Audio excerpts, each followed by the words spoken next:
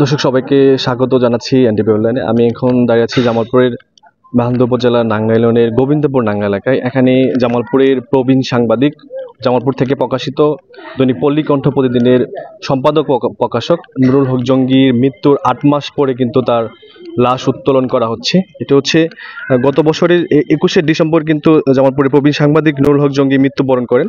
মৃত্যুর কয়েক মাস পর এই চলতি বছরের মে মাসে কিন্তু তার দ্বিতীয় স্ত্রী দিলরুবা ইয়াসমিন রুমা, মরহুম সাংবাদিক নুরুল হক জঙ্গি তার প্রথম স্ত্রী, জামাতা সহ মেয়ে সহ পত্রিকার যিনি কম্পিউটার অপারেটর দেলোয়ার হোসেন সহ 6 জনকে আসামি করে একটি হত্যা মামলা দায়ের করে।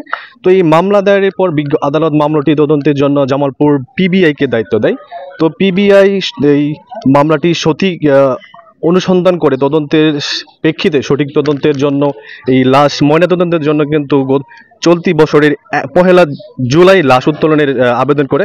সেই আবেদনের প্রেক্ষিতে বিজ্ঞ আদালত আবেদনটি মঞ্জুর করে লাশ উত্তোলনের আদেশ দেয়। সেই আদেশের প্রেক্ষিতে আজ জামালপুরের যে মেলান্দ উপজেলার প্রবীণ সাংবাদিক নুরুল হক জঙ্গির গ্রামের যে তার পারিবারিক অবস্থান নাংলা ইউনিয়নের গোবিন্দপুর নাংলা কাঠপাড়া এলাকায়, তার কবরস্থান থেকে কিন্তু এখন লাশ উত্তোলনের প্রক্রিয়া চলছে। এখানে বিজ্ঞ ম্যাজিস্ট্রেট হিসেবে উপস্থিত রয়েছেন জামালপুরের মেলান্দ উপজেলার নির্বাহী অফিসার এস.এম. আলমগীর। এছাড়া যে পিবিআই এর যারা কর্মকর্তা রয়েছিলেন তারা কিন্তু আসলে এখানে উপস্থিত রয়েছেন। এখানে বর্তমানে লাশ উত্তোলনের প্রক্রিয়া চলছে। তো এই লাশ উত্তোলনকে কেন্দ্র করে কিন্তু এই পুরো এলাকায় ব্যাপক চাঞ্চল্যের সৃষ্টি হয়েছে।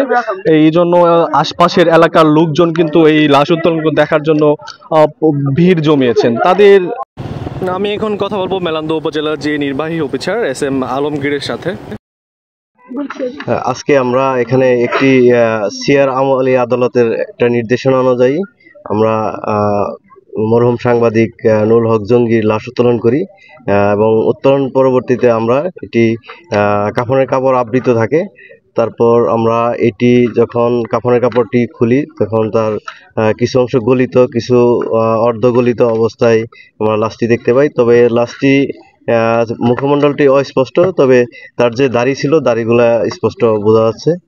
আজকের এই অভিযানে এখানে পিবিআই, তারপরে আমাদের মেলান্দ থানা পুলিশ সহ স্থানীয় লোকজন উপস্থিত ছিল। সকলের সহযোগিতায় শৃঙ্খলভাবে কাজটি সম্পন্ন হয়েছে। ধন্যবাদ। একটা মামলা পাই, যা হচ্ছে সিআর মামলা নম্বর 384/2025। এটা জামালপুর সদর থানার। সেই মামলাটা পাওয়ার পর পিবিআই কর্তৃপক্ষ এটার তদন্তভার আমার উপর অর্পণ করে আমি মামলার তদন্তভার গ্রহণ করে এই মামলার প্রকৃত রহস্য উদ্ঘাটন কল্পে আপনার মৃতদেহ কবর থেকে উত্তোলন করার জন্য বিজ্ঞ ম্যাজিস্ট্রেট বরাবর আবেদন করি। বিজ্ঞ আদালতে আবেদনের প্রেক্ষিতে সেই আবেদন গ্র্যান্ট করে এবং উত্তোলনের অনুমতি প্রাপ্ত হয়ে বিজ্ঞ নির্বাহী ম্যাজিস্ট্রেটের উপস্থিতিতে আমরা কবর থেকে আজকে লাশ উত্তোলন করি এবং এটা আমরা এখন বর্তমানে প্রয়োজনীয় কাগজপত্র সহ পোস্টমর্টমের জন্য আমরা মর্গে বা হাসপাতালে প্রেরণ করব। সেখান থেকে রিপোর্ট প্রাপ্তির সাপেক্ষে আমরা পরবর্তী কার্যক্রম গ্রহণ করব। মামলাটা কি ছিল আর মামলাটা কবে হয়েছিল আর আপনারা আদালতে মামলাটা আমরা পেয়েছি? মামলাটা হচ্ছে আপনার সিআর মামলা নম্বর 384/2025। এটা হচ্ছে মামলা। আর আমরা আবেদন করেছি হচ্ছে 1/7/2025 খ্রিস্টাব্দ তারিখে আমরা আবেদন করি এবং আমরা আবেদনের আদেশ প্রাপ্ত হয়েছি আমরা পিবিআই 27/8/2025 খ্রিস্টাব্দ তারিখে।